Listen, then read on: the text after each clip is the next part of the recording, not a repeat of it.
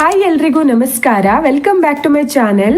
ಇವತ್ತಿನ ವಿಡಿಯೋದಲ್ಲಿ ಒಂದು protein rich body cooling milk ಬಗ್ಗೆ ನೋಡೋಣ.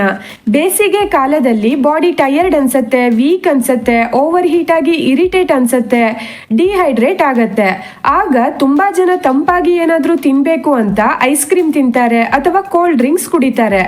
ಇವುಗಳಿಂದ ಆ ಕ್ಷಣಕ್ಕೆ ಮಾತ್ರ ತಂಪು ಅನ್ಸುತ್ತೆ, ಆದ್ರೆ ಬಾಡಿ ಹೀಟ್ ಅಲ್ಲಿ ಏನು ವ್ಯತ್ಯಾಸ ಆಗಲ್ಲ. ಸೊ ಇವುಗಳ ಬದಲಾಗಿ ಈ protein rich body cooling milk ಅನ್ನ ಒಂದ್ಸಲ ಟ್ರೈ ಮಾಡಿ. ಕೆಲವೊಂದ್ಸಲ ಹೇಗೆ ಅಂದ್ರೆ ಬಾಡಿ ತುಂಬಾ ಹೀಟ್ ಆಗಿರುತ್ತೆ, ಬಾಡಿ ಹೀಟ್ ಆಗಿದೆ, ಕೂಲ್ ಮಾಡ್ಕೋಬೇಕು ಅಂತ ಕೂಲಿಂಗ್ ಫುಡ್ ತಗೊಂಡ್ರೆ ತುಂಬಾ ತಂಪಾಗಿ ಕೋಲ್ಡ್ ಆಗೋದು, ಗಂಟಲು ನೋವು ಉಂಟಾಗೋದು, ಡೈಜೆಷನ್ ಪ್ರಾಬ್ಲಮ್ ಆಗೋದು ಆಗತ್ತೆ. ಇನ್ನ ಸೈನಸ್ ಪ್ರಾಬ್ಲಮ್ ಇದ್ದವರಿಗಂತೂ ಕೇಳೋದೇ ಬೇಡ, ಕೂಲಿಂಗ್ ಫುಡ್ ತಗೊಂಡ್ರೆ ಇಮಿಡಿಯೇಟ್ ಆಗಿ ಕೋಲ್ಡ್ ಆಗತ್ತೆ. ಅಂತವರು ಏನ್ ಮಾಡಬಹುದು ಅಂದ್ರೆ ಇವತ್ತಿನ protein rich body cooling milk ಅನ್ನ ಕುಡಿಬಹುದು. ಇದು ಬಾಡಿ ಹೀಟ್ ಅನ್ನ ಕಡಿಮೆ ಮಾಡುತ್ತೆ, at the same time over cool ಆಗದೆ ಇರೋ ಹಾಗೆ ನೋಡ್ಕೊಳ್ಳುತ್ತೆ. ಹಾಗಾಗಿ ನಿಮ್ಗೆ ಯಾವುದೇ ಕೋಲ್ಡ್ ಇಶ್ಯೂಸ್ ಉಂಟಾಗಲ್ಲ. ಜೊತೆಗೆ ಈ ಕೂಲಿಂಗ್ ಡ್ರಿಂಕ್ ನಿಮ್ಗೆ ಸ್ಟ್ರೆಂತ್ ಕೊಡುತ್ತೆ, ಡೈಜೆಷನ್ಗೆ ಸಪೋರ್ಟ್ ಮಾಡುತ್ತೆ, ದೇಹವನ್ನ ಹೈಡ್ರೇಟ್ ಆಗಿಡುತ್ತೆ. ಈ ಹಾಟ್ ವೆದರ್ ಅಲ್ಲಿ ದೇಹಕ್ಕೆ ಎನರ್ಜಿ ಕೊಡುತ್ತೆ. ಇದನ್ನ ಪ್ರಿಪೇರ್ ಮಾಡೋದಕ್ಕೆ ಮೇನ್ ಆಗಿ ಬೇಕಾಗಿರೋ ಇಂಗ್ರೀಡಿಯೆಂಟ್ ಯಾವುದು ಅಂದ್ರೆ ಹೆಸರು ಕಾಳು, ಗ್ರೀನ್ ಗ್ರಾಮ್ ಅಂತ ಏನ್ ಕರಿತೀವಲ್ಲ ಅದು. ಹೆಸರು ಕಾಳು ತುಂಬಾ ಲೈಟ್ ಮತ್ತು ತುಂಬಾ ಈಸಿಯಾಗಿ ಡೈಜೆಸ್ಟ್ ಆಗುವಂತ ಪ್ರೋಟೀನ್ ರಿಚ್ ಫುಡ್.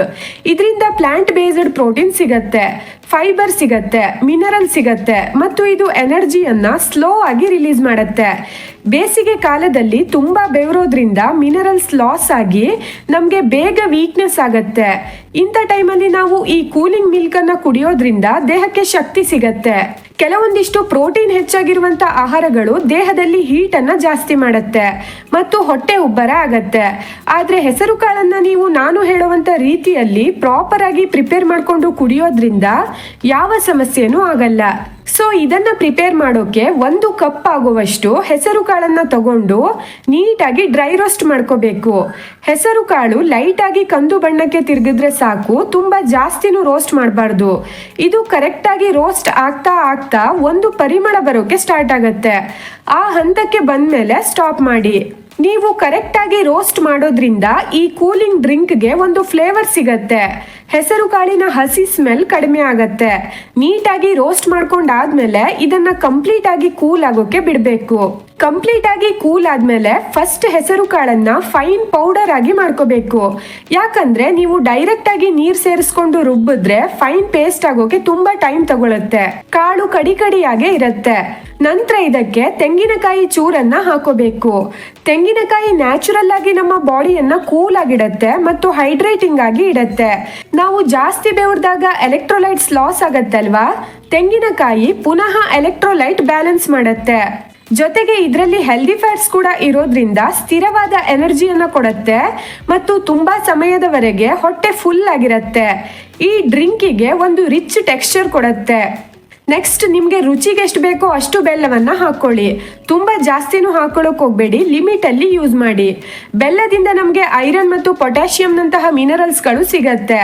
ಸಮ್ಮರ್ ಅಲ್ಲಿ ಹೀಟಿಗೆ ಎಕ್ಸ್ಪೋಸ್ ಆಗಿ ಟಯರ್ಡ್ ಆದಾಗ ನ್ಯಾಚುರಲ್ ಆಗಿ ನಮ್ಗೆ ಎನರ್ಜಿ ಕೊಡುತ್ತೆ.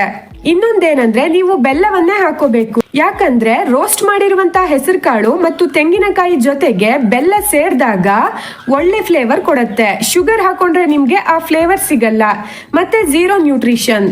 ನಂತರ ನಿಮ್ಮ ರುಚಿಗೆ ತಕ್ಕಷ್ಟು ಉಪ್ಪನ್ನ ಹಾಕೊಂಡು ಸ್ಟಾರ್ಟಿಂಗ್ ಅಲ್ಲಿ ಸ್ವಲ್ಪನೇ ನೀರನ್ನ ಹಾಕೊಂಡು ರುಬ್ಕೊಳ್ಳಿ. ಈ ಟೈಮಲ್ಲಿ ನೀವು ಬೇಕಾದ್ರೆ 1-2 ಏಲಕ್ಕಿಯನ್ನು ಕೂಡ ಹಾಕೋಬಹುದು, ಎಕ್ಸ್ಟ್ರಾ ಫ್ಲೇವರ್ ಬೇಕು ಅಂದ್ರೆ ಮಾತ್ರ. ರುಬ್ಕೊಂಡಾದ್ಮೇಲೆ ನಿಮ್ಗೆ ಎಷ್ಟು ಬೇಕು ಅಂತ ನೋಡ್ಕೊಂಡು ನೀರ್ ಹಾಕೊಂಡು ಮಿಕ್ಸ್ ಮಾಡ್ಕೊಳ್ಳಿ. ತೆಳ್ಳಗ್ ಬೇಕು ಅಂದ್ರೆ ಸ್ವಲ್ಪ ಜಾಸ್ತಿ ನೀರ್ ಹಾಕೊಳ್ಳಿ, ಥಿಕ್ ಆಗಿ ಬೇಕು ಅಂದ್ರೆ ಸ್ವಲ್ಪ ಹಾಕೊಳ್ಳಿ.